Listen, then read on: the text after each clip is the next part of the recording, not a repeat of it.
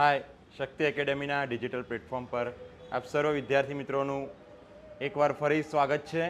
અને આજે તમે ખબર જ છે આપણને કે દેશભરમાં ચૂંટણીનો માહોલ છે અને દરેક જગ્યાએ ચૂંટણીની ચર્ચાઓ ચાલી રહી છે, બરાબર. ત્યારે આપણે અહીંયા શક્તિ એકેડેમીની અંદર જે પ્રમાણે અમે દર રવિવારે આપણે દરેક વિદ્યાર્થીઓને બંધારણ ઉપર નિઃશુલ્ક લેક્ચર આપીએ છીએ, બરાબર. તો બંધારણનો જે ભાગ છે એમાં આવે છે ચૂંટણી પંચ.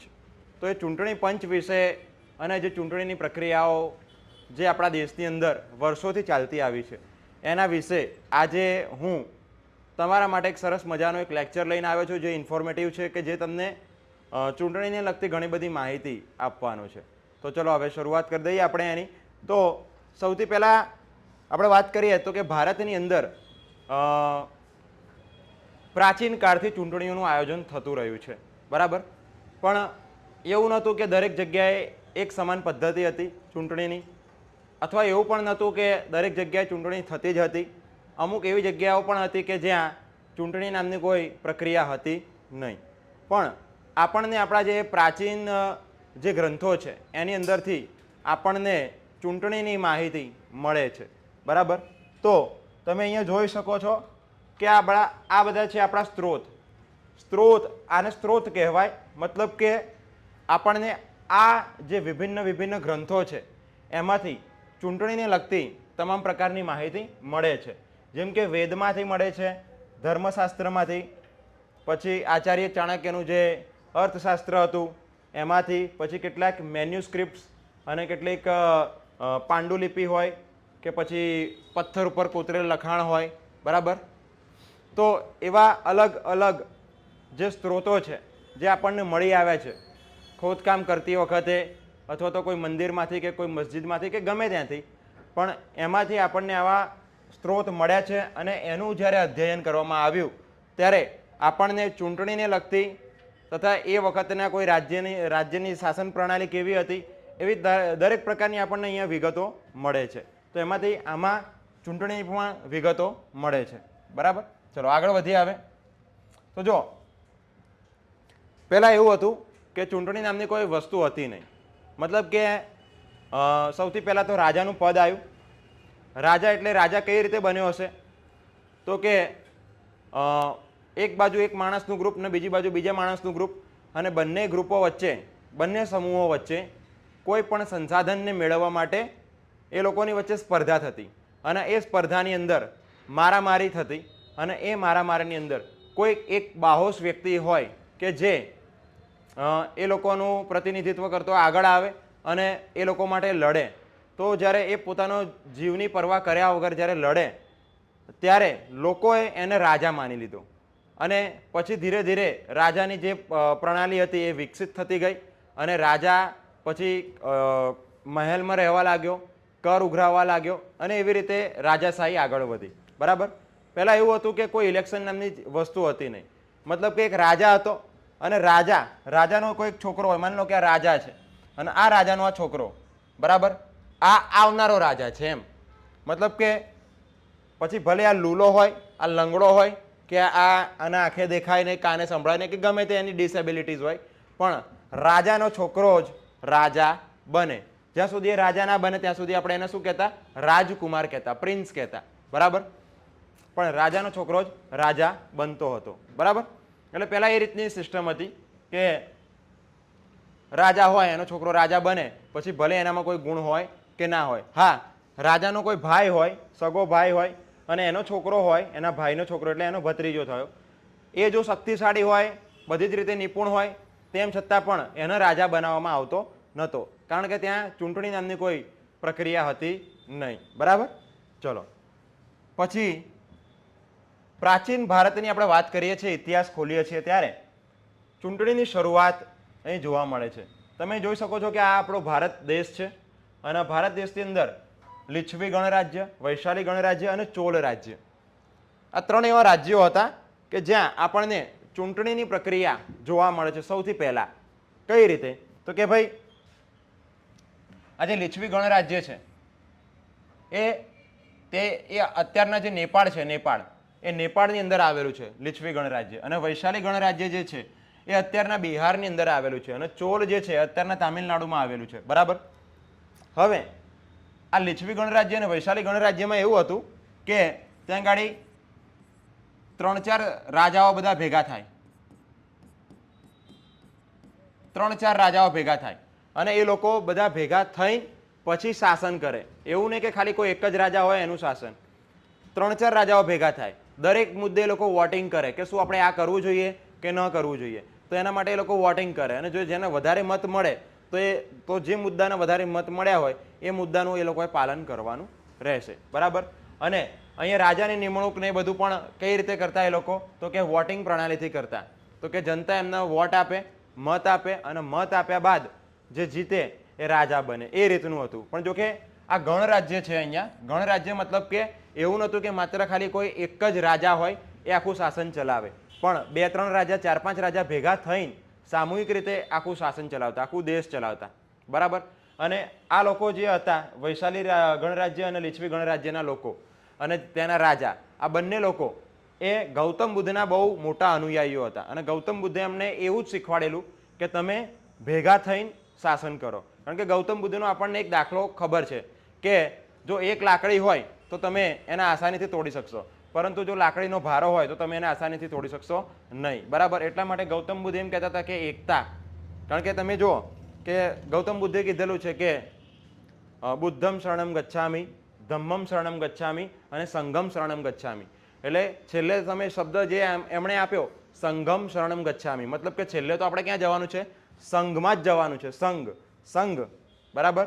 એટલા માટે એકતાની મહત્વતા આપતા ગૌતમ બુદ્ધે આ લોકોને જે ઉપદેશ આપ્યા, અને ગૌતમ બુદ્ધના માર્ગે આ લોકો આગળ વધ્યા હતા, અને પછી ત્યારે લોકશાહી પ્રણાલીની સ્થાપના થઈ હતી. બરાબર છે. ચલો આગળ વધીએ. તો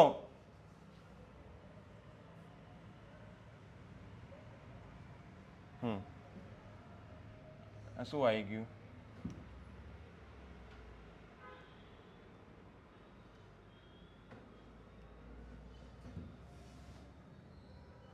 ચલો આગળ વધીએ. હવે એ વખતે જે લોકો મત આપતા હતા, હવે જો લોકશાહીની શરૂઆત તો થઈ હતી, પણ સંપૂર્ણ લોકશાહીની શરૂઆત નથી થઈ. કારણ કે જો ભાઈ માણસના મગજનો વિકાસ ધીરે ધીરે થવાનો હતો. રાઈટ. એકદમ તો બધા ડેવલપ થઈને આવવાના નહોતા, એકદમ તો બધાને બુદ્ધિ આવવાની નથી. તો એ વખતે જે મતદાતાઓ હતા એ કોણ હતા? મતલબ કે એવા કયા લોકો હતા કે જેમની પાસે મત આપવાનો અધિકાર હતો, મત આપવાનો. બરાબર. તો એમાં એ હતા કે પેલા કર ભરવાવાળા લોકો. મતલબ કે અહીંયા કોઈ વ્યક્તિ કોઈ રાજાના એટલા એરિયાની અંદર રહે છે. બરાબર. એના રાજાની જેટલો પણ એનું ક્ષેત્રફળ છે, જેટલું પણ એનું શાસન છે, એટલા એરિયાની અંદર કોઈ વ્યક્તિ રહે છે, અને જો એ વ્યક્તિ જો એ રાજાને ટેક્સ ભરતો હશે તો જ એને મત આપવાનો અધિકાર હશે. પણ જો એ વ્યક્તિ રાજાને ટેક્સ નહીં ભરતો હોય તો એને મત આપવાનો અધિકાર નથી. બરાબર. તો એક તો પહેલા કર ભરવાવાળા લોકો. બીજું કે પોતાનું ઘર. પોતાનું ઘર એટલે અહીંયા એનો મતલબ એવો તો નથી જ કે પોતાનું ઘર. પોતાનું ઘર મતલબ કે એક પોતાનું સારું એવું મોટું મકાન હોય, પછી એની જોડે પ્રોપર્ટીઝ હોય, એની જોડે ઘણી બધી સંપત્તિ હોય. તો એવા લોકોના એટલે જે એમ કહી શકાય કે એ વખતના જે વીવીઆઈપી લોકો હતા એમને વોટિંગ કરવાનો અધિકાર હતો. પણ બાકી જે નબળા વર્ગના હતા, જે પછાત વર્ગના હતા, જે સામાજિક રીતે, આર્થિક રીતે અને રાજકીય રીતે જે પછાત લોકો હતા, એ લોકોને એવો કોઈ અધિકાર આપવામાં આવ્યો નહોતો કે તમે આવો અને વોટિંગ કરો. બરાબર છે.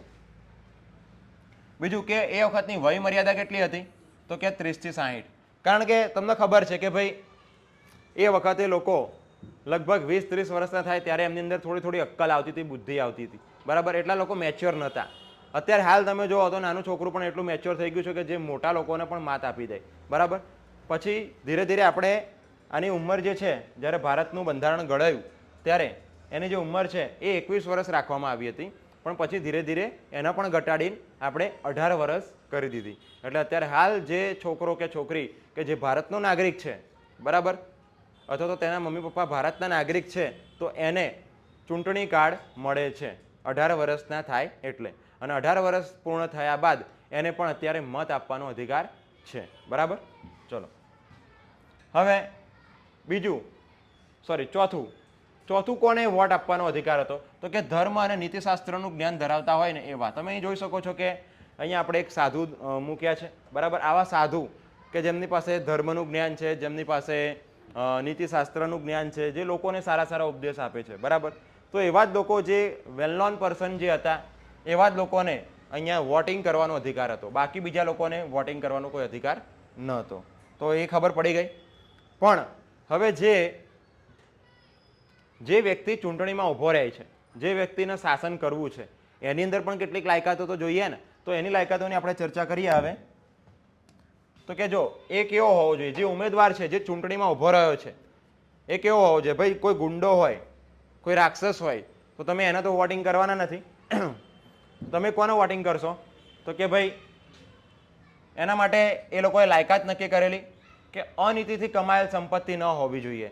એની પાસે કોઈ પણ સંપત્તિ હોય તો એ સંપત્તિ કેવી હોવી જોઈએ? સ્પષ્ટ હોવી જોઈએ, ચોખ્ખી હોવી જોઈએ, અને એ નીતિથી કમાયેલો હોવો જોઈએ. પોતાની મહેનતથી પરસેવો પાડીને કમાયેલી સંપત્તિ હશે તો ચાલશે, પણ બાકી જો 2 નંબરનું કરતો હશે તો નહીં ચાલે, બરાબર. પછી બીજું અહીંયા લખ્યું છે કે ચૂંટાયેલ વ્યક્તિ સાથે એના કોઈ સંબંધો ન હોવા જોઈએ. મતલબ કે એવું ના હોવું જોઈએ કે પછી જે ઓલરેડી ચૂંટાયેલો એક વ્યક્તિ છે અને એનો જ એક ભાઈ હોય કે એનો જ બેન હોય કે એ રીતનું હોય તો એ નહીં ચાલે, બરાબર. ત્રીજું કે ગુનેગાર સાબિત થયેલો ન હોવો જોઈએ. મતલબ કે તમે જેને ચૂંટો છો તો એ કેવો હોવો જોઈએ? એ શુદ્ધ હોવો જોઈએ, એને કોઈ ગુના ના કરેલા હોવા જોઈએ, એનું કોઈ જગ્યાએ એનું નામ બગડેલું હોવું જોઈએ નહીં. કારણ કે એ વખતે તો આચરણ ઉપર ને એ બધામાં બહુ ભાર આપવામાં આવતો હતો, બરાબર.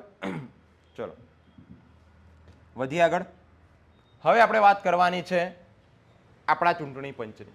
આ તો મેં વાત કરી લીધી આગળ કે પ્રાચીન ભારતમાં કેવું હતું. હજુ તો મિત્રો આપણે ઇતિહાસ ખોલીએ તો મેં જે અત્યારે તમને માહિતી આપી તો કંઈ જ નથી. ઘણી બધી ઇન્ફોર્મેશન આપણી પાસે છે ઇતિહાસ ખોલીએ તો, પણ આપણે આજે ખાલી એની એક ઝલક જોવાની છે, બરાબર. હવે વાત કરીએ આપણે ભારતીય ચૂંટણી પંચ. તો જ્યારે ભારતનું બંધારણ અમલમાં આવ્યું 26મી જાન્યુઆરી 1950ના રોજ, ત્યારે ભારતના બંધારણની અંદર એના 23 ભાગ હતા. મતલબ કે 23 ચેપ્ટર હતા.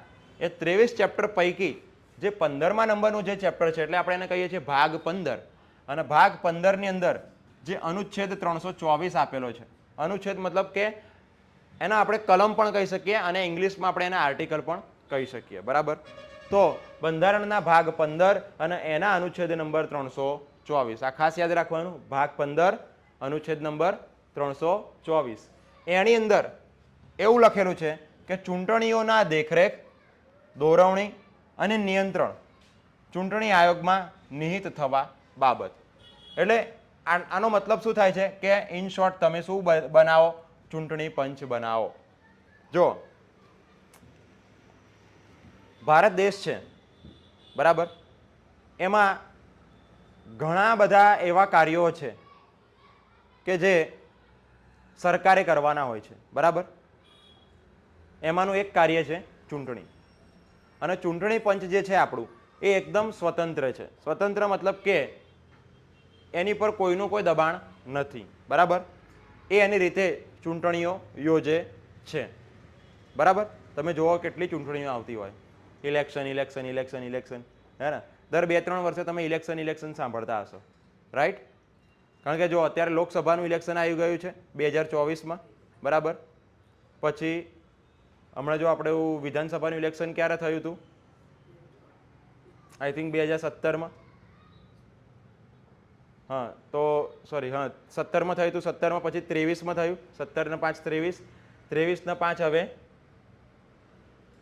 23 ને 5 કેટલા થાય? 28. એટલે હવે 2028માં બી આવશે, બરાબર. 27 થાય, સોરી 27. 23 ને 5 કેટલા થાય? બોલો. 28 થાય, બરાબર. એટલે કહેવાનો મતલબ કે આપણું ગુજરાતનું જે છે ઇલેક્શન વિધાનસભાનું અને આપણે લોકસભાનું ઇલેક્શન જે છે દેશનું, એ બંને વચ્ચે લગભગ 2-2.5 વર્ષનો જ ગેપ છે, બરાબર. અત્યારે લોકસભાનું પતશે એટલે 2 કે 2.5 વર્ષ જેવું થશે એટલે વિધાનસભાનું આવીને ઊભું રહેશે, બરાબર. પછી 2-2.5 વર્ષ થશે એટલે પાછું લોકસભાનું આવીને ઊભું રહેશે, બરાબર. દર 5-5 વર્ષે ઇલેક્શન થતા રહે છે, બરાબર. એટલે આ ઇલેક્શન કરવું એ કંઈ જેવી તેવી વસ્તુ નથી ભાઈ. ઇલેક્શન કરવું એ કંઈ જેવી તેવી વસ્તુ નથી, ઘણી બધી રિસ્પોન્સિબિલિટી હોય, બહુ બધી, બરાબર.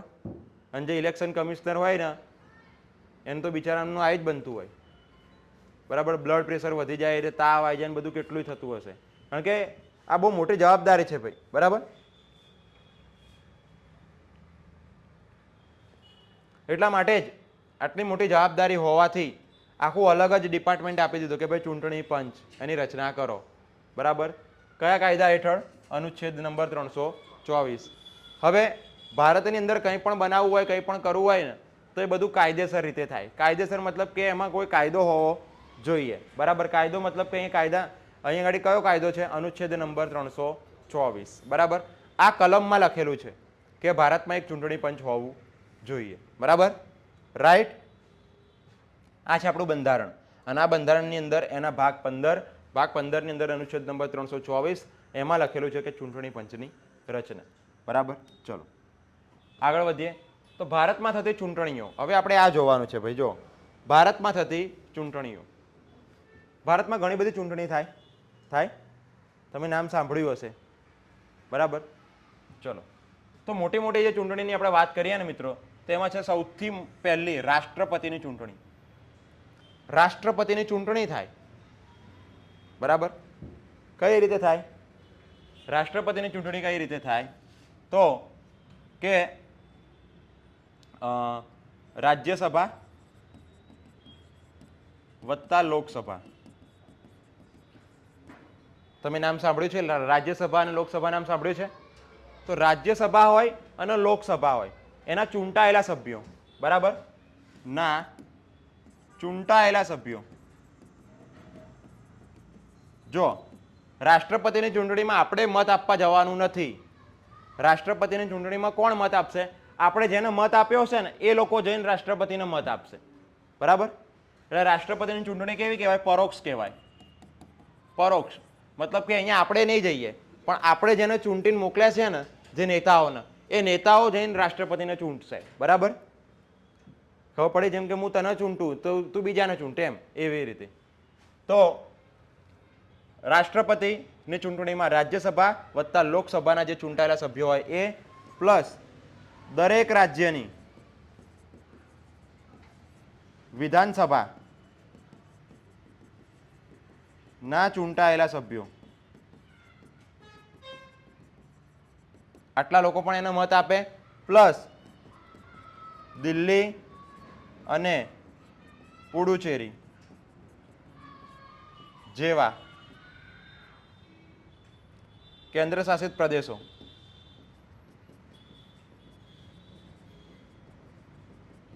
ના ચૂંટાયેલા સભ્યો.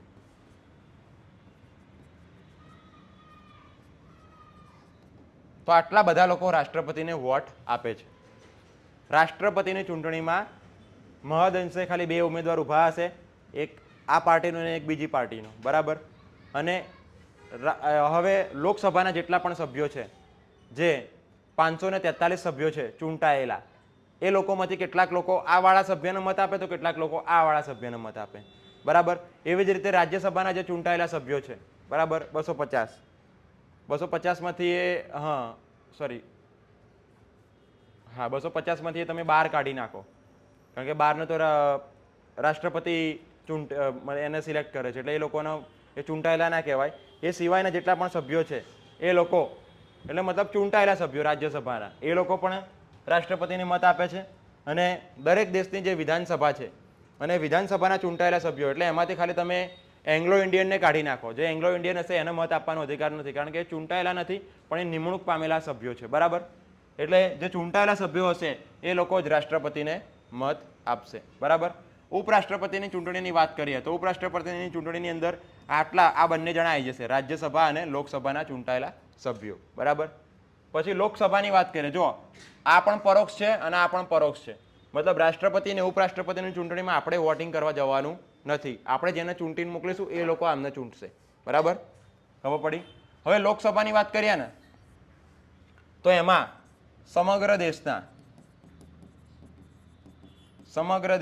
18 વર્ષ કે તેથી ઉપરના ભારતીય નાગરિક સત્તા ધરાવતા લોકો વોટિંગ કરશે.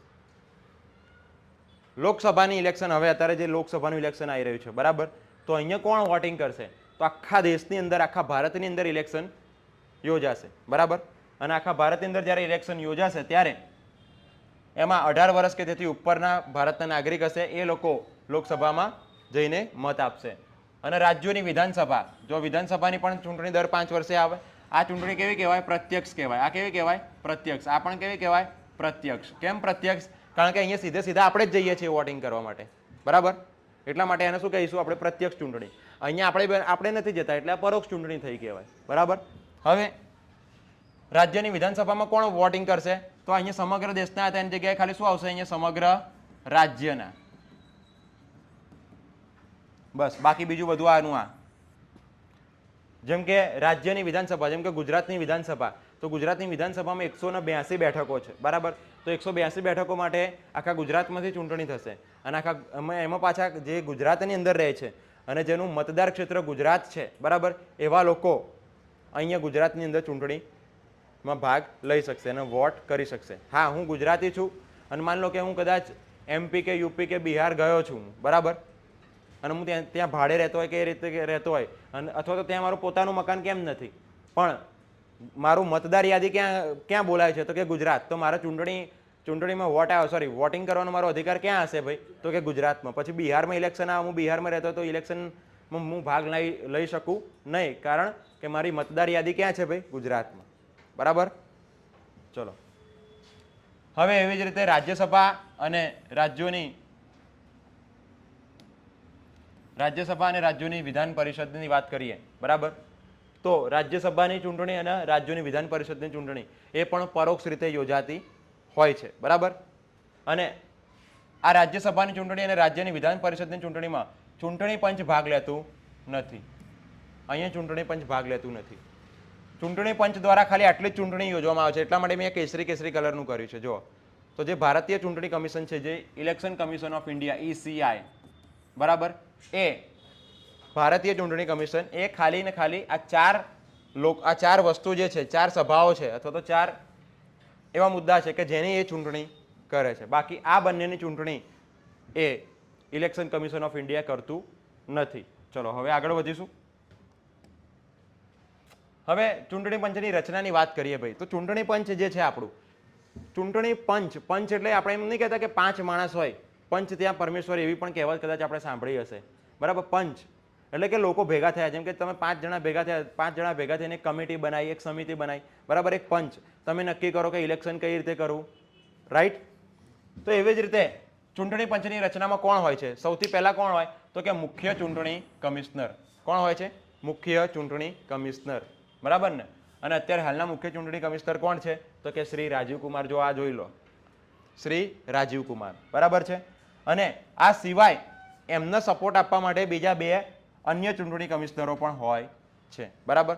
જો કે સૌથી પહેલા એવું હતું કે ખાલી પહેલા એક જ ચૂંટણી કમિશનર હતો બરાબર. પણ પછી ચૂંટણી કમિશનરનો ભાર બહુ વધી ગયો, એના પર બર્ડન વધી ગયું. એટલા માટે એના સહાયતા કરવા માટે 1993 થી બીજા 2 ચૂંટણી કમિશનરો એમના હાથ નીચે અપોઇન્ટ કરવામાં આવ્યા બરાબર. જેમ કે હું એક મુખ્ય ચૂંટણી કમિશનર હોય, મારા હાથ નીચે 2 ચૂંટણી કમિશનર હોય બરાબર ને. એટલે અમારે થોડુંક ભારણ ઓછું થઈ જાય, કામનું ભારણ હેન્ડલ કરી શકાય બરાબર. વધારે લોકો હોય તો થોડુંક હેન્ડલ થઈ શકે. એટલા માટે 1993 પછીથી બીજા 2 ચૂંટણી કમિશનરોની પણ નિમણૂક કરવામાં આવી હતી બરાબર ને. જો કે બંધારણમાં એવું કંઈ નક્કી નથી પાછું કે કેટલા ચૂંટણી કમિશનર રાખવા, 2 રાખવા, 5 રાખવા, 10 રાખવા, એવું કંઈ નક્કી નથી. પણ એક તો રાખવો જ પડે જે મેઇન હોય બરાબર. અત્યારે હાલના કોણ છે ચૂંટણી કમિશનર? તો કે શ્રી રાજીવ કુમાર. ચલો, હવે આ ચૂંટણી કમિશનરની નિમણૂક કોણ કરે ભાઈ? ચૂંટણી કમિશનરની નિમણૂક કોણ કરે? તો કે રાષ્ટ્રપતિ કરે. કોણ કરે? રાષ્ટ્રપતિ. તો અત્યારના હાલના રાષ્ટ્રપતિ કોણ છે? તો કે રાષ્ટ્રપતિ છે દ્રૌપદી મુર્મુ. ઓળખો છો? અત્યારે હાલના રાષ્ટ્રપતિ કોણ છે? દ્રૌપદી મુર્મુ. હા, ઘણા લોકોને એવું થતું હોય કે આ તો મહિલા છે અને તમે રાષ્ટ્રપતિ કહો છો તો પતિ થોડા થાય તો પત્ની ના થાય, એવું ના હોય. એટલે આપણે કહીએ છીએ એમને રાષ્ટ્રપતિ ગુજરાતીમાં અને હિન્દીમાં, પણ બાકી ઇંગ્લિશમાં તો આપણે એને શું કહીએ છીએ? પ્રેસિડેન્ટ કહીએ છીએ, બરાબર ને? ચલો ખબર પડી. ચૂંટણી કમિશનરનો કાર્યકાળ કેટલો છે ભાઈ? જો કોઈ પણ તમે નોકરી કરતા હોય કે ગમે તે કરતા હોય તો તમારો એક કાર્યકાળ હોય કે તમે આટલા વર્ષ નોકરી કરશો કે તમે આટલા વર્ષ તમે નેતા બની રહેશો, બરાબર? કોઈ પણ વસ્તુનું શું હોય? એક લાઈફ હોય. તો જે ચૂંટણી કમિશનર જેની નિમણૂક થાય, માની લો કે આ રાષ્ટ્રપતિ દ્વારા એમની નિમણૂક કરવામાં આવી ચૂંટણી કમિશનરની, બરાબર? તો એ ચૂંટણી કમિશનર કેટલા સમય સુધી ચૂંટણી કમિશનર રહેશે? એવું તો નહીં કે આજીવન ચૂંટણી કમિશનર રહે, એવું તો નથી. તો જો એની ઉંમર 6 વર્ષની રાખવામાં આવી છે.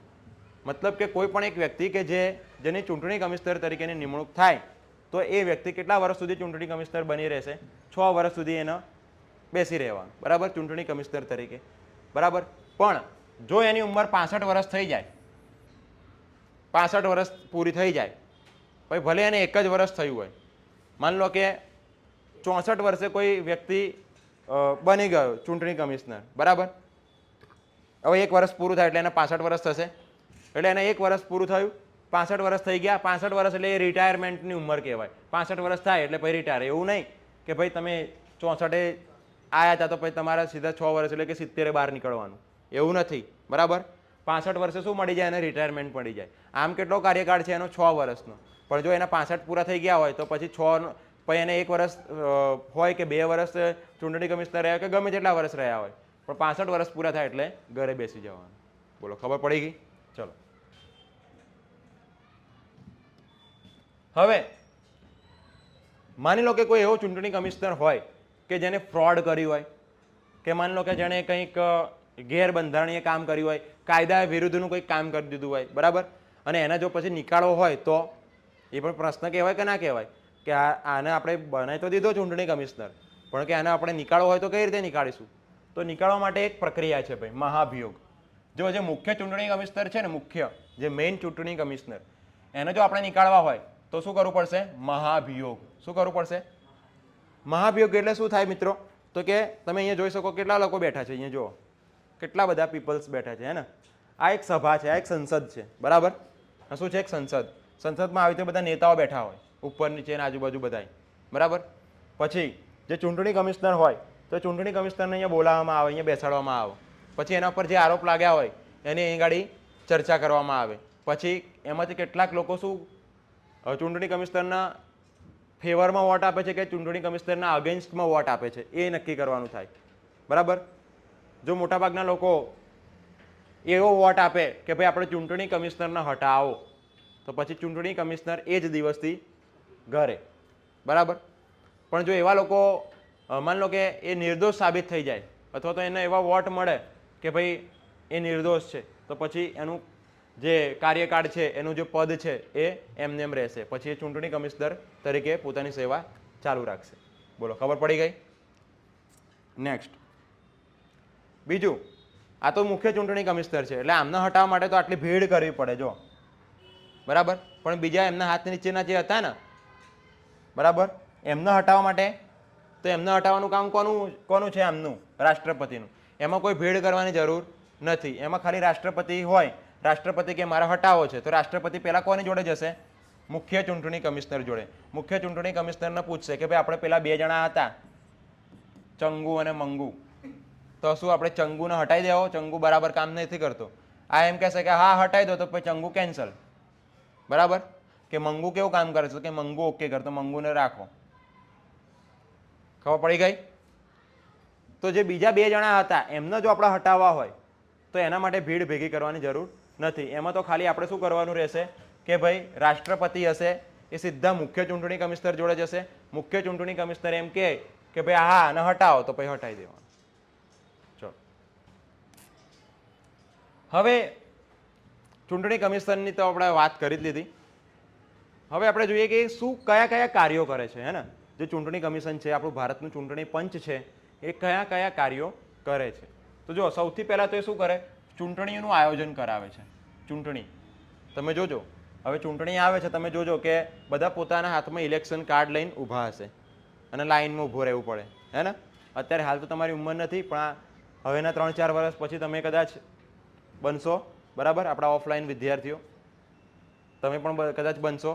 એટલે તમે બનો એટલે તમને શું મળશે? એક પહેલાં તો ચૂંટણી કાર્ડ મળશે, પછી તમારી યાદીમાં તમારું નામ નોંધાશે, બરાબર. જ્યારે ચૂંટણી આવે ત્યારે તમારા ઘરે પરચીઓ પણ આવશે, બરાબર. એમાં નંબર લખેલો હશે. પછી જ્યારે તમે વોટિંગ કરવા જાઓ ને ત્યારે એ લઈ જવાની પરચી, અને પછી ત્યાં તમે જાઓ એ પરચી તમારે બતાવવાની. પછી એ લોકો પહેલાં તમારું આખું લિસ્ટ હશે, લિસ્ટમાં તમારું નામ જોશે કે ભાઈ આ વ્યક્તિ આવી ગયા, એટલે એના પર ખરું કરી દેશે, બરાબર. એના પછી તમારું વોટર આઈડી બતાવવાનું, તમારું વોટર આઈડી મતલબ ચૂંટણી કાર્ડ બતાવવાનું કે હા ઓકે છે, એ લોકો ચેક કરશે. પછી તમારે અંદર જવાનું, એક મસ્ત ખોખું હોય, ત્યાં જઈને તમે શું બટન દબાવો છો એ બટન દબાવી દેવાનું, ટૂં ટૂ અવાજ આવે, પછી આવી જવાનું બહાર આવી જાઓ એટલે તમારા ડાબા હાથની પહેલી આંગળી જે હોય તે આંગળી એ લોકો ખરું કરી દે, બરાબર. એટલે એક સાઈ હોય કે જે સાઈ જલ્દી સુકાય નહીં, મતલબ જલ્દી નીકળે નહીં, બરાબર. એને નીકળતા નીકળતા અઠવાડિયું 10 દિવસ 15 દિવસ થઈ જાય, બરાબર. કેટલાક લોકોને તો એવું હોય કે અહીંયા રહી જ જાય, પછી જેમ જેમ નખ વધે ને એમ એમ એ ઉપર ઉપર જતું જાય, બરાબર. એવી રીતે નીકળે. એટલે આટલી બધી પ્રોસેસ હોય છે, બરાબર. તો આ બધી જ પ્રોસેસ કરાવવાની કામગીરી કોણ કરશે? ચૂંટણી પંચ કરશે, બરાબર. જો કેટલું મોટું કામ છે, અને આખા દેશની અંદર 140 કરોડ જનતા છે આપણી, બરાબર. એમાંથી અમુક લોકોને તમે વાત કરી નાખો કે જે લોકોને હજુ મત અધિકાર મળ્યો નથી, જે લોકો બાળકો છે, બરાબર. પણ મોટાભાગના તો 18 વર્ષથી ઉપરના જ હશે ને. ચલો, પછી બીજું કામ શું કરે છે? આચાર સંહિતાનો અમલ કરાવે છે. આચાર સંહિતા એટલે શું મિત્રો? તમે જોયું હશે કે જેમ જેમ ચૂંટણી નજીક આવી રહી છે, તમારા ચાલીમાં, મહોલ્લાની અંદર, સોસાયટીની અંદર અલગ અલગ પાર્ટીના લોકો ઢંઢેરો પીટવા માટે આવતા હશે, ઢોલ નગારા લઈને આવતા હશે, બરાબર. પોતાનું મત માંગતા હશે, બધાને પગે લાગતા હશે, અને કે આ વખતે અમને જીતાડો, એવી રીતે બધું કહેતા હશે, બરાબર. કે અમે આવીશું તો આમ કરીશું, અમે આવીશું તો તેમ કરીશું, એવા તમને વચનો પણ આપતા હશે, બરાબર. તો એ પ્રચાર કરવાનો એમનો અધિકાર છે, પણ ચૂંટણી થવાની હોય ને એના 2 દિવસ પહેલા, એટલે કે 48 કલાક પહેલા તમારા પ્રચાર કરવાનો બંધ કરી દેવો પડે, બરાબર. અને જો પછી તમે પ્રચાર કરો ને, એ વખતે પ્રચાર કરો ને, તો પછી તમારા ઉપર કાયદેસરનો ગુનો નોંધાય, બરાબર. એટલે એને કહેવાય આચાર સંહિતા, રાઈટ. ભારતીય જનપ્રતિનિધિત્વ અધિનિયમ 1951ની અંદર આચાર સંહિતા વિશે બહુ જ વિસ્તૃત માહિતી આપેલી છે. એટલે આચાર સંહિતા એને કહેવામાં આવે કે જ્યારે તમે પ્રચાર કરવાનો હોય ત્યારે તમે પ્રચાર કરો, અને જ્યારે તમને એમ કહેવામાં આવે કે હવે પ્રચાર બંધ કરી દો, તો પછી પ્રચાર કરવાનો નહીં, બરાબર. કારણ કે તમને ખબર જ છે કે તમે માની લો કે કોઈ જગ્યાએ વોટિંગ કરવા જઈ રહ્યા છો, બરાબર. તમારા માઇન્ડની અંદર હતું કે હું એ નામના વ્યક્તિને જ વોટ આપીશ, બરાબર. પણ એવાકની અંદર કદાચ એવું બને કે તમે જતા હોય અને તમે બી નામના વ્યક્તિની એડવર્ટાઇઝ સાંભળી હોય, બરાબર. તો કે આ બી નામનો વ્યક્તિ તો બહુ કામ કરે, તમારા માઇન્ડમાં અત્યાર સુધી એ નામનું જ હતું, પણ હવે તમારા ઓટોમેટિકલી તમારા માઇન્ડમાં શું આવી ગયું? બી. કેમ? કારણ કે બી નામના વ્યક્તિ એ વખતે પણ પ્રચાર કર્યો કે જે વખતે એના ટાઈમ હતો જ નહીં, મતલબ જે વખતે આચાર સંહિતા લાગુ કરેલી હતી એને, એટલે 48 કલાક પહેલાં એને બંધ કરવાનું હતું, તેમ છતાં પણ એને ચાલુ રાખ્યું. એટલે તમારા માઇન્ડમાં બી નામના વ્યક્તિની પેલું એની ઇમેજ સારી થઈ ગઈ, એટલે તમે શું કરશો? એનો વોટ કરી આવશો, બી નામના વ્યક્તિ, બરાબર. ચલો, આને કહેવાય છે આચાર સંહિતા. આગળ વધીએ. બીજું કે આવી મતદાર યાદીઓ પણ એ તૈયાર કરે છે. જો આવી યાદીઓ તૈયાર કરવાની, એમાં તમારું નામ હશે, પછી તમારું ઇલેક્શન આઈડી એની અંદર લખેલો હશે, એવું ઘણું બધું એની અંદર ડિટેલ આપેલી હશે. જ્યારે તમે વોટિંગ કરવા જાઓ ને ત્યારે જો તમારું નામ આવી ગયું હોય ને, જો આ રીતે ચેક કરવામાં આવે કે તમારો કાર્ડ બતાવો કે આ કાર્ડ કે આ રહ્યું, ચલો આના પર ટીક મારી દો. એ લોકો આવી રીતે ટીક મારી દેશે, એટલે એમને ખ્યાલ રહે કે ભાઈ આ વ્યક્તિ અહીંયા વોટ કરીને ગયા છે, બરાબર. તો આવી મતદાર યાદીઓ તૈયાર કરવી, પ્લસ મતદાર ક્ષેત્રોનું સીમાંકન કરવું. નહીં આપણે જેમ કે આપણે અહીંયા છીએ તો આપણે એમ કહીએ છીએ ને કે ઇન્ડિયા કોલોની વોર્ડ, બરાબર, કે પછી પેલો વોર્ડ કે પછી ઓલો વોર્ડ, બરાબર. આવી રીતે આપણે વોર્ડ તમે નામ સાંભળ્યું છે ને કે આ વોર્ડ પેલો વોર્ડ. જો કે આપણો ભારત દેશ છે તો આપણે એને કઈ રીતે વિભાજિત કર્યો છે? દેશમાંથી રાજ્યોમાં વિભાજિત કર્યો. એક રાજ્યને આપણે જિલ્લામાં વિભાજિત કર્યો, એક જિલ્લાને આપણે તાલુકામાં વિભાજિત કર્યો, એક તાલુકાને તમે ગામડાઓમાં વિભાજિત કરો, અને એક ગામડું હોય તો એને તમે મહોલ્લામાં વિભાજિત કરો. એવી રીતે તમે કેટલું વિભાજન કરતા જાઓ છો, હે ને? કરીએ છીએ ને. તો એવી રીતે જ્યારે ચૂંટણીની વાત થાય તો ચૂંટણીની વાત કરીએ ત્યારે એ લોકો પણ એનું ડિવિઝન કરે છે, એ લોકો પણ ભાગ પાડે છે, અને એને આપણે કહીએ છીએ વોર્ડ. મતલબ એ લોકો સંખ્યાના આધારે ભાગ પાડે છે કે ભાઈ આટલી સંખ્યા છે તો અહીંયાથી એક નેતા અહીંયા હોવો જોઈએ, આટલી સંખ્યા છે તો એના માટે એક નેતા અહીંયા હોવો જોઈએ. એટલે એ લોકો આખું જે ક્ષેત્રફળ છે ગુજરાતનું હોય કે ભારતનું આખું ક્ષેત્રફળ અને ક્યાં કયા ક્ષેત્રમાં કેટલી સંખ્યા રહે છે, બરાબર. તો એવી રીતે સંખ્યાના આધારે જો સંખ્યા વધારે હશે તો ત્યાં આગળ 2 વોર્ડ પડી ગયા હશે, બરાબર. તો સંખ્યાને આધારે ત્યાં આગળ એ લોકો વિભાજન કરે છે કે આટલો ભાગ તારો, આટલો ભાગ અહીંનો, આટલો ભાગ અહીંનો, આટલો ભાગ અહીંનો, એમ ખબર પડી ગઈ કે નહીં. તો એવી રીતે એ લોકો વોર્ડ પાડે છે, એટલે ડિવિઝન કરે છે, ભાગલા પાડે છે. જો જેમ કે અહીંયા તમે જોઈ શકો કે આટલા આટલા ભાગ પાડેલા દેખાય તમને. અહીંયા તમે જુઓ કે આ ક્ષેત્ર દેખાય તમને. જો આ આટલું મોટું ક્ષેત્ર છે, બરાબર. આ બીજું ક્ષેત્ર, આ ત્રીજું ક્ષેત્ર અને આ ચોથું. આટલામાં તો આખું ઉત્તરાખંડ પતી ગયું. ચાર ક્ષેત્રમાં આખું ઉત્તરાખંડ પતી ગયું. અહીંયા કેમ આટલું? અહીંયા મોટા મોટા ક્ષેત્રો છે. જ્યારે તમે અહીંયા જોવો ને તો નાના નાના, જો આ 1, આ 2, આ 3, આ 4, કેમ અહીંયા નાના નાના ક્ષેત્રો છે? અહીંયા મોટા ક્ષેત્રો, અહીંયા નાના ક્ષેત્રો કેમ છે ભાઈ? બીજું કે અહીંયા રાજ્ય મોટું છે તેમ છતાંય અહીં ખાલી 4 જ ક્ષેત્રો છે અને અહીંયા ખાસા બધા આપેલા છે. કેમ? સંખ્યાના આધારે. જ્યાં સંખ્યા હશે ને વધારે, માની લો કે બહુ મોટું ક્ષેત્ર હોય પણ ત્યાં સંખ્યા ઓછી હોય, બરાબર, તો એટલા મોટા ક્ષેત્રને એક જ વોર્ડમાં ગણવામાં આવે. પણ માની લો કે આટલું ક્ષેત્ર છે, આટલું જ, અને આટલામાં જે 10 લાખ લોકો રહે છે તો આટલા ભાગને જ ખાલી એક વોર્ડ ગણી નાખો. આટલામાં 10 લાખ લોકો, આટલા નાના ભાગને બી એક વોર્ડ ગણી નાખો, બરાબર. એટલે સંખ્યાના આધારે વોર્ડનું વિભાજન થાય છે. તો આ કામ પણ કોનું છે? ચૂંટણી પંચનું. ખબર પડી? ચલો નેક્સ્ટ. હવે આ બધાને થોડું મજા આવશે તમને, બરાબર. જો જેટલી પણ આપણી પાર્ટી છે, ઇલેક્શન પાર્ટી, બરાબર, એનો પોતાનો એક લોગો હોય છે, એનો પોતાનું એક ચિહ્ન હોય છે, બરાબર. તો ચિહ્ન ફાળવવાની જવાબદારી પણ કોની છે? ચૂંટણી પંચની. તો કે રાજકીય દળોને માન્યતા આપવી અને તેઓને ચિહ્નોની ફાળવણી કરવાની, આ બધી કામગીરી કોણ કરે છે? તો કે ચૂંટણી પંચ જ કરે છે. જેમ કે આ ભાજપને કમળ આપ્યું તો એ કમળ એનું જે છે તો એને માન્યતા આપવાની જવાબદારી કોની હતી? ચૂંટણી પંચની. કોંગ્રેસને એવી રીતે પંજો જે છે એને માન્યતા આપવાની જવાબદારી કોની? ચૂંટણી પંચની. એટલે ચૂંટણી પંચ કહે ને તો જ આ સિમ્બોલ મળે, તો જ આ તમને મળે લોગો, નહીંતર મળે નહીં. જેમ કે આમ આદમી પાર્ટી તો એનું ઝાડુ, બરાબર. પછી સમાજવાદી પાર્ટી તો એનો હાથી, બરાબર. સમાજવાદી પાર્ટી તો એની સાયકલ, અને બહુજન સમાજ પાર્ટી તો એનો હાથી, બરાબર. પછી આ તૃણમૂલ કોંગ્રેસ. તો એવી રીતે આ લોકોને જે લોગો છે, જે ચિહ્નો છે, એ ફાળવવાની કામગીરી પણ કોની છે ભાઈ? ચૂંટણી પંચની. બોલો, ખબર પડી ગઈ? ચલો આગળ વધીશું. હવે થોડીક અગત્યની વાતો કરીએ આપણે. તો કે જો મતદારની ઉંમર જે 18 વર્ષ હતી ને, એ કરવામાં આવી. ક્યારે કરવામાં આવી? તો કે 1974માં. કોના દ્વારા? તો કે તારકુંડે સમિતિ દ્વારા. અહીંયા તરકુંડે લખાઈ ગયું છે, તારકુંડે સમિતિ દ્વારા, બરાબર. તારકુંડે આ વ્યક્તિ છે, આ વ્યક્તિ એમને જવાબદારી સોંપી હતી કે શું એની ઉંમર 18 વર્ષ કરવી કે ન કરવી, અને એના વિશે એમને આખો એક ફાઇલ બનાવી હશે, એમને રિસર્ચ કર્યું હશે અને એમણે સરકારને રિપોર્ટ આપ્યો. સરકારને યોગ્ય લાગ્યું. સરકારે કીધું કે હા ભાઈ 1974થી હવે જે મતદાતાઓ છે એમની ઉંમર કેટલી કરો? તમે 18 વર્ષ કરી નાખો. ચલો આગળ વધીએ. પછી જે મતદારને ઓળખ કાર્ડ આપવામાં આવ્યું, જે આપણને ચૂંટણી કાર્ડ મળે છે ને, ચૂંટણી કાર્ડ, હે ને, એ ઓળખ કાર્ડ જે છે એ કોના દ્વારા આપવામાં? મતલબ એના માટે પણ એક સમિતિ બનાવવામાં આવી હતી, અને એ સમિતિ હતી શ્યામલાલ સખધર સમિતિ. મતલબ કે શ્યામલાલ સખધર નામના એક વ્યક્તિ હતા અને એમણે આ સમિતિ બનાવી હતી આખી, અને એ સમિતિની અંદર એમનો પોતાનો રિપોર્ટ પ્રસ્તુત કર્યો અને એ રિપોર્ટને માન્યતા મળી. ક્યારે? 1981માં. ત્યારે એના આધારે પછી ભારતના દરેક નાગરિકને કે જે વોટ આપવા માટે સક્ષમ છે એ લોકોને શું આપવામાં આવ્યું? એક ઓળખ કાર્ડ આપવામાં આવ્યું, એક આવું ઇલેક્શન કાર્ડ. અત્યારે તો પહેલાં તો એવું આવતું હતું કે બ્લેક એન્ડ વ્હાઇટ ફોટા આવતા હતા, પણ હવે તો રંગીન અહીંયા ફોટો આવી જશે, રંગીન. પછી અહીંયા તમારું નામ, બરાબર, અહીંયા તમારું પેલું શું કહેવાય, ચૂંટણી કાર્ડનો નંબર, પછી અહીંયા ક્યાંક બારકોડ સ્ટીકર ને એવું બધું પણ આવી જશે, બરાબર. ચલો પછી આ એક મશીન છે ભાઈ. આ શું છે? એક મશીન. આ મશીનનું નામ છે ઈવીએમ. ઈવીએમ મતલબ કે ઇલેક્ટ્રોનિક વોટિંગ મશીન. શું થાય? ઇલેક્ટ્રોનિક વોટિંગ મશીન, ઈવીએમ, બરાબર. આ ઈવીએમ માટે પણ એક સમિતિ બની હતી, અને એ કોના અધ્યક્ષ હેઠળ? તો કે દિનેશ ગોસ્વામી.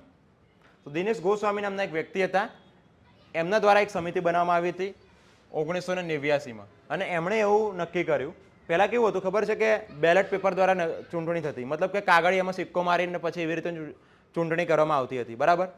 એ ચૂંટણી કરવી હોય ને તો પહેલાં તમારે પરચી હોય ને પરચીની અંદર તમારે સિક્કો મારવાનો ને એવી રીતે તમારે ચૂંટણી થતી હતી, બરાબર? પણ એમાં શું થાય, ઝઘડા બહુ થતા હતા અને એમાં કોઈ પારદર્શિતા રહેતી નથી, બરાબર? એટલા માટે ડિજિટલ ક્રાંતિ, મતલબ આપણે તમને ડિજિટલ તમે સાંભળો જ છો, બરાબર? એટલે કે આ એક એવું સરસ મશીન લઈને આવ્યા કે જેમાં તમારે શું કરવાનું, ખાલી બટન દબાવવાનું. તમે કોને આપ્યું છે, કઈ રીતનું છે, એ કોઈને કંઈ ખ્યાલ આવે નહીં. એટલે મતલબ એમાં કોઈ ફ્રોડ થઈ શકે નહીં, બરાબર? જો કે પહેલાં એવું હતું કે પહેલાંના જે લોકો હતા, બરાબર, એ લોકો આના વધારે માન્યતા આપતા હતા કે ભાઈ આ સારું કે મશીનમાં આમ દબાવી દો એટલે કોઈને એ ખબર ના પડે કે આપણે કોને વોટ આપ્યો છે અને કોઈ ચોરી થવાની કોઈ સંભાવના નથી.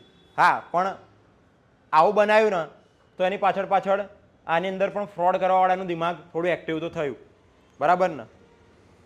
તમે ગમે તેવી ટેકનોલોજી લાવો, તમે ગમે તે કરો, પણ ચોરી કરવાવાળા તો ગમે તે રીતે ચોરી તો કરવાના છે જ, બરાબર ને? તમે નવી ટેકનોલોજી લાવશો ને તો એને થોડી વાર લાગશે, પણ એ ટેકનોલોજીને પહેલાં શીખી લેશે, ચોર પોતે શીખી લેશે કે હવે આ રીતની વસ્તુ આવી છે તો આમાંથી આપણે કેવી રીતે ચોરી કરવી. તો અત્યારે હવે હાલ ડિજિટલી પણ ચોરી થઈ શકે છે ભાઈ, બરાબર?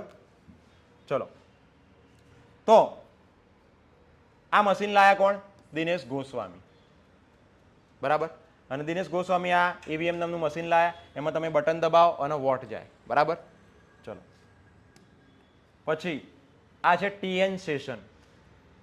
આમનું નામ બહુ પ્રખ્યાત છે ભાઈ, TN સેશન. આમણે એવું કર્યું કે એકથી વધુ બેઠકો પરથી ચૂંટણી લડવા પર મનાય.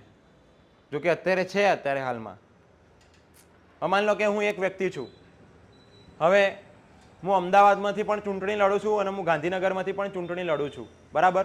તો હવે હું એક સાથે બે જગ્યાએથી ચૂંટણી લડતો હોઈશ તો આ તો ખોટું જ કહેવાય ને ભાઈ, બરાબર? તો એટલા માટે TN સેશનના નામના જે વ્યક્તિ હતા 1992ની અંદર, એમને પોતાની સમિતિની અંદર એવું કહ્યું કે ભાઈ કોઈ એક વ્યક્તિ હોય તો એ બે જગ્યાએથી ચૂંટણી લડી શકે નહીં, બરાબર છે? ચલો, ત્યારબાદ હવે હાલ આપણી પાસે છે ને ભાઈ આ મશીન પણ આવી ગયું છે.